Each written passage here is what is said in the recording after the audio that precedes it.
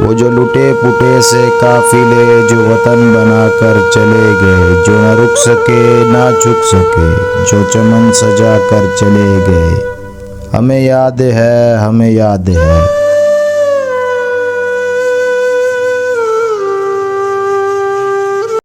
یہ تاریخ تھی 13 اگست 1947۔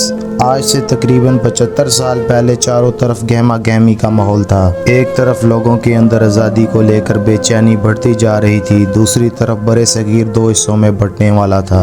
رات کے تقریباً 9 بج رہے تھے، بجلی کی کڑکڑاہٹ کے ساتھ زبردست بارش ہو رہی تھی۔ برِ صغیر کے آخری سربراہ لارڈ ماؤنٹ بیٹن کو 15 اگست کے دن بھارت اور پاکستان کو آزاد کرنا تھا، لیکن لارڈ ماؤنٹ بیٹن نے 13 اگست کی رات 11 بجے برِ صغیر کے مسلمانوں کے رہنماؤں کو بلایا اور پاکستان کو برِ صغیر سے علیحدہ کرتے ہوئے آزاد کر دیا۔ پاکستان کے ریڈیو اسٹیشن رات 11:30 تک یہی اعلان کرتے رہے کہ یہ آل انڈیا ریڈیو ہے، جبکہ پوری مسلم قوم اسلامی جمہوریہ پاکستان کا نام سننے کے لیے بے چین تھی۔ گلی محلوں میں لڑائیاں اور قتل عام جاری تھا۔ 13 اگست 1947 کی رات ٹھیک 11:50 پر ریڈیو سے ایک آواز آتی ہے، السلام علیکم، یہ ریڈیو پاکستان ہے۔ 14 اگست شروع ہو چکی تھی اور پاکستان آزاد ہو چکا تھا۔ یہ خبر ہندوؤں کے رہنماؤں پر قہر بن کر ٹوٹی، کیونکہ پاکستان کو بھارت سے پہلے آزاد کر دیا گیا تھا۔ 14 اگست کی رات فسادات عروج پر پہنچ گئے، سب ایک دوسرے کے گلے کاٹنے میں لگے ہوئے تھے، خنجر زنی جاری تھی، لوگ تیزاب کی بوتلیں بھر بھر کر ایک دوسرے پر پھینک رہے تھے، مسلمانوں کے گھر جلائے جا رہے تھے اور کچھ مسلمانوں کو تو گھروں کے اندر زندہ جلا دیا گیا۔ پاکستان آنے والے پیدل لوگوں کے قافلوں اور ٹرین میں آنے والے لوگوں کو رستے میں روک روک کر گروہ در گروہ قتل کیا جا رہا تھا۔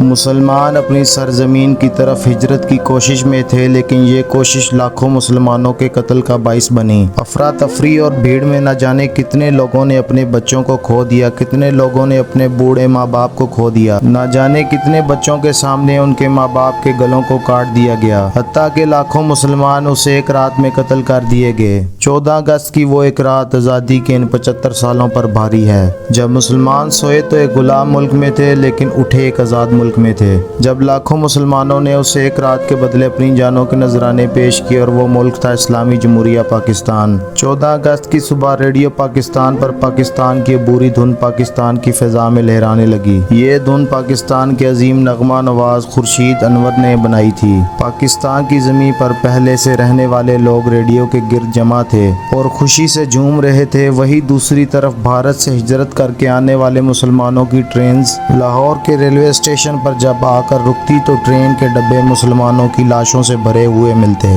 لیکن مسلمان اس کی خاطر اپنی قربانی ایسے دے رہے تھے جیسے عید کے موقع پر جانوروں کو قربان کیا جاتا ہے۔ 14 اگست کے دن ہر سرکاری عمارت پر پاکستان کا وہ جھنڈا دکھنے لگا جسے ہم برسوں سے دیکھنا چاہتے تھے۔ برِ صغیر کی تقسیم دنیا کی سب سے بڑی تقسیم تھی، اور بھارتی رہنما کسی بھی صورت میں پاکستان کو برِ صغیر سے الگ نہیں ہونے دینا چاہتے تھے۔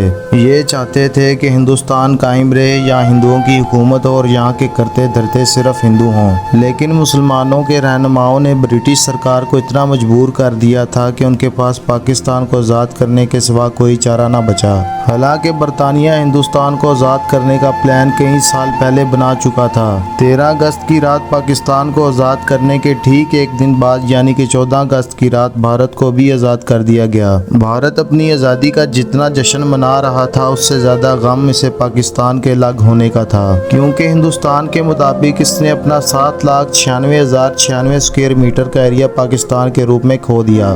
کروڑوں لوگ بھارت سے الگ ہو کر پاکستان آ گئے تھے۔ ہندوستان کی اکانومی اب 2 حصوں میں بٹ چکی تھی، لیکن یہ ہندو لوگ یہ نہیں جانتے تھے کہ پاکستان مسلمانوں کا حق تھا، آزادی مسلمانوں کا حق تھی، جس کی خاطر لاکھوں مسلمانوں نے قربانیاں دی، اور انہی قربانیوں کی بدولت آج مسلمان آزاد ہیں۔ دوستوں، انگریزوں نے بھی مسلمانوں اور ہندوؤں پر ہر وہ ظلم کیا جو وہ کر سکتے تھے، لیکن اس کے باوجود انہیں براتیوں کی طرح پاکستان اور انڈیا سے واپس برطانیہ بھیج دیا کیا گیا، جہاں 1500 برٹش لوگوں کی پہلی ٹیم 17 اگست 1947 کے دن اپنے ملک برطانیہ واپس پہنچی اور آخری ٹیم ٹھیک ایک سال بعد 27 اگست 1948 کے دن نکلی، اور جب ان کو رخصت کیا گیا تو پورے بینڈ باجے کے ساتھ کیا گیا۔ تو دوستوں، یہ تھی ہماری آزادی کی پوری کہانی، وہ آزادی جس کی خاطر مسلمانوں نے اپنے مال اور گھروں کو چھوڑا، وہ آزادی جس کی خاطر ماؤں نے اپنے جوان بچوں، بہنوں نے اپنے بھائیوں اور عورتوں نے اپنے شوہروں اور بچوں نے اپنے ماں باپ کو کھو دیا۔